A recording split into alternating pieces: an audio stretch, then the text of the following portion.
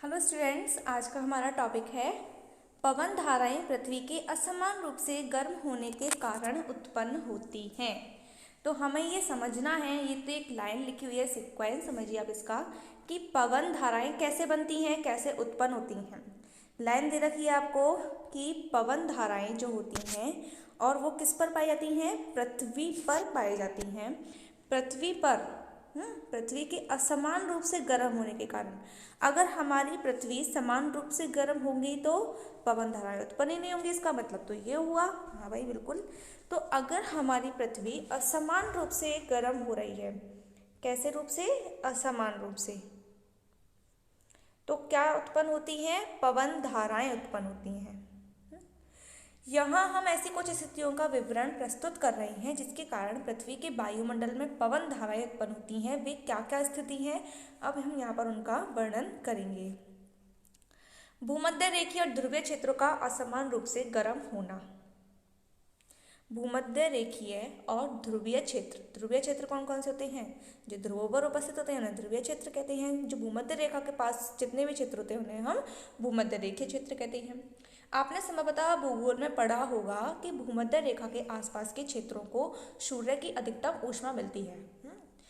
तो भूमध्य रेखीय जो क्षेत्र होते हैं वहाँ क्या होता है कि वहाँ पर सूर्य की बहुत ज़्यादा लाइट जाती है, तो वो वाले क्षेत्र जो होते हैं वो बहुत ज़्यादा गर्म होते हैं। इन क्षेत्रों में पृथ्वी की सतह के निकट की जो वायु होती है वो क्या हो जाती है, गर्म हो जाती है। हमने पढ़ा कि कोई भी जो गर्म वस्तु होती है उसका प्रसार कहाँ होता है, ऊपर की ओर होता है। तो गर्म वायु कहाँ जाएगी, ऊपर की ओर उठती है। और ठंडी वायु भूमध्य रेखा के दोनों ओर स्थित 0 से 30 डिग्री अक्षांश की पट्टी के क्षेत्रों से भूमध्य क्षेत्र की ओर गतिशील हो जाती है। अब ठंडी वायु कहाँ से आती है, जितने भी ध्रुवीय क्षेत्र होते हैं वो सारे कैसे होते हैं, बिल्कुल ठंडे रहते हैं। पोलर स्फीयर्स के बारे में पढ़ा था, वो कहाँ पाए जाते थे, ध्रुवीय क्षेत्र में पाए जाते थे। वहाँ का टेम्परेचर जो था वो बहुत ही लो था, वहाँ बहुत ज़्यादा गर्मी पड़ती थी। लेकिन भूमध्य रेखीय क्षेत्र देखे थे हमने, वहाँ पर सूर्य की किरणें बिल्कुल सीधी आती हैं, तो वो क्षेत्र जो होते हैं वो क्या करेंगे, ऊष्मा को बहुत ज़्यादा अवशोषित करते हैं। तो वहाँ की जो वायु होती है वो गर्म हो जाती है। हमने पढ़ लिया कि गर्म वायु का जो प्रसार होता है वो ऊपर की साइड होता है, ऊपर की साइड चली जाएगी गर्म वायु। अब उसका स्थान लेने के लिए ठंडी वायु आएगी। जो ठंडी वायु कहाँ से चलकर आती है, ध्रुवीय क्षेत्र से चल के आती है। और कहाँ की ओर गतिशील हो जाती है, भूमध्य क्षेत्रों की ओर। इस प्रकार उत्पन्न पवन धाराएं उत्तर और दक्षिण से भूमध्य रेखा की ओर बहती हैं। कहाँ से, उत्तर और दक्षिण से भूमध्य रेखा की ओर बहती हैं। ध्रुवों पर वायु पृथ्वी के लगभग 60 डिग्री अक्षांश तक के क्षेत्रों की वायु से अधिक ठंडी होती है। देखिए इसमें भी लिखा हुआ है, ध्रुवों पर वायु पृथ्वी के लगभग 60 डिग्री अक्षांश तक के क्षेत्रों की वायु से भी अधिक ठंडी होती है, और क्षेत्र भी बहुत ठंडे होते हैं वाकई।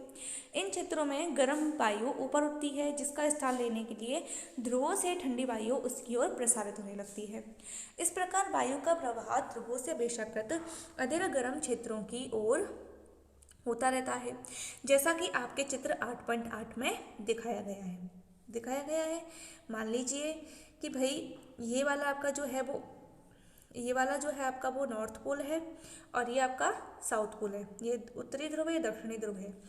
तो यहाँ के जो क्षेत्र होंगे मान लीजिए बहुत ज़्यादा ठंडे हैं, तो इसकी जो हवाएं होंगी वो चल करके, इसमें भी दिखाई दे रही हैं आपको, ठंडी वायु गर्म निकल रही है, फिर ठंडी वायु उसका स्थान लेने के लिए इसमें आ रही हैं।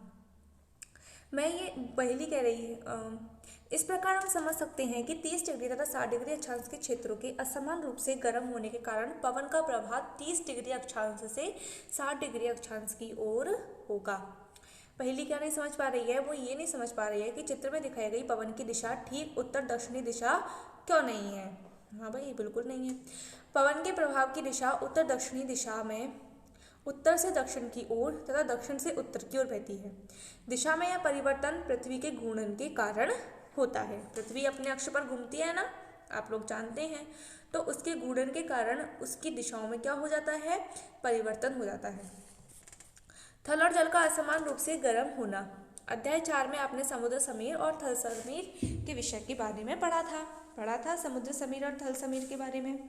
ग्रीष्म काल में थलीय क्षेत्र अधिक तेजी से गर्म होते हैं और अधिकांश समय थल का दाब समुद्री जल की अपेक्षा अधिक रहता है। थल के ऊपर की वायु जो होती है वो क्या हो जाती है, गर्म हो जाती है, फिर वो ऊपर उठती है।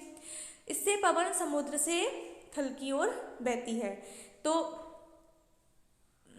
यानी कि जो गर्म हवा बह जाती है, तो ठंडी हवा जो होती है वो समुद्र से उसका स्थान लेने के लिए आती है, क्योंकि दिन के समय क्या होता है, समुद्र का टेम्परेचर, थल का टेम्परेचर समुद्र के टेम्परेचर से क्या हो जाता है, कम हो जाता है। तो हवाएं कहाँ से चल के आएंगी, समुद्र से चल के आएंगी। इन हवाओं को हम क्या कहते हैं, मानसूनी पवन कहते हैं। मानसून शब्द की उत्पत्ति अरबी शब्द मौसम से हुई है, जिसका अर्थ होता है ऋतु। मौसम, ऋतु। मानसून कब आता है, हमारे यहाँ आता है भाई 1 जुलाई से लेकर के, वैसे तो केरल में 1 जून से स्टार्ट हो जाता है, 1 जून से लेकर के वो इसकी अवधि 4 महीने तक होती है, सितंबर या अक्टूबर तक हो सकती है। शीतकाल सर्दियों में पवन के प्रवाह की दिशा विपरीत हो जाती है, अर्थात यह थल से समुद्र की ओर बहती है, क्योंकि शीतकाल में क्या होता है कि थल क्षेत्र होते हैं वो ठंडे रहते हैं बजाय किसके, समुद्री क्षेत्र के। तो समुद्र में अब क्या होगा, गर्म हवा ऊपर उठेगी, उसका स्थान लेने के लिए थल से जो ठंडी हवाएं होंगी वो समुद्र की ओर जाएंगी। ठीक है, तो ये हमें कब देखने को मिलता है, सर्दियों में देखने को मिलता है। मैं ये जानने के लिए उत्सुक हूँ कि पवन दराएं हमारे लिए क्या करती हैं। समुद्र से आने वाली पवन अपने साथ जलवाष्प लाती है, जिसे हम क्या कहते हैं, जिसे वर्षा होती है। यह प्रक्रम जल चक्र का एक चरण होता है। गर्म मानसून हवाएं अपने साथ जलवाष्प लाती हैं, जिससे वर्षा होती है। बादल वर्षा लाते हैं, हमें आनंद का अनुभव कराते हैं। हमारे देश में किसान अपनी फसल के लिए प्रमुख रूप से वर्षा पर निर्भर करते हैं। बादलों और वर्षा से संबंधित अनेक लोकगीत प्रचलित हैं। यदि आपको ऐसा कोई गीत या कविता याद हो तो अपने मित्रों के साथ उसे गाकर उसका आनंद उठाइए। आपकी सहायता के लिए कविता बॉक्स में दी जा रही है। भाई क्या कविता दी गई है, उमड़ घुमड़ कर आए बादल, आसमान में छाए बादल, मानसून में आते बादल, बूंदों को बरसाते बादल, बिजली को चमकाते बादल, खेतों को लहराते बादल, सागर से हैं बनते बादल, सागर में मिल जाते बादल। बिल्कुल सही है भाई, बादल उमड़ घुमड़ के आते हैं, बिल्कुल कितना अच्छा नज़ारा लगता है मानसून का। पूरे आसमान में छा जाते हैं, मानसून में आती हैं, बूंदों को भी बरसाती हैं और बिजलियाँ भी चमकाती हैं, जिससे हमारे खेतों में पानी की पूर्ति हो जाती है और हमारे खेत क्या करने लगते हैं, लहराने लगते हैं। और इनकी उत्पत्ति कहाँ से होती है, सागर से होती है और अंत में ये सागर में ही मिल जाती हैं। कैसे भाई, बारिश होती है तो उसका पानी कहाँ जाता है, नालों में जाता है, नालों से नदियों में जाता है, फिर नदियों से दोबारा से सागर में ही मिल जाता है। तथापि वर्षा सदैव सुखदायी नहीं होती है, कभी कभी वर्षा अनेक समस्याओं को भी जन्म दे देती है, जैसे कि बाढ़ क्या और बादलों का फटना।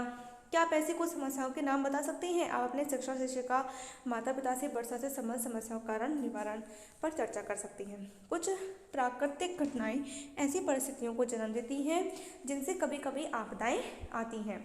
इनसे मनुष्यों को, जंतुओं को, पादपों के जीवन के लिए संकट उत्पन्न हो जाता है। आइए हम ऐसी 2 घटनाओं जैसे कि तड़ित झंझा और चक्रवात का अध्ययन करेंगे। सभी आते हैं, तड़ित झंझा, चक्रवात, आंधी तूफान और बाढ़ भी आ जाती है, कहीं कहीं बादल भी फट जाते हैं। ये सभी मानसून में होने वाली प्राकृतिक आपदाएं होती हैं, लेकिन इसके बारे में आपकी अगली कक्षा में पढ़ेंगे। सो धन्यवाद।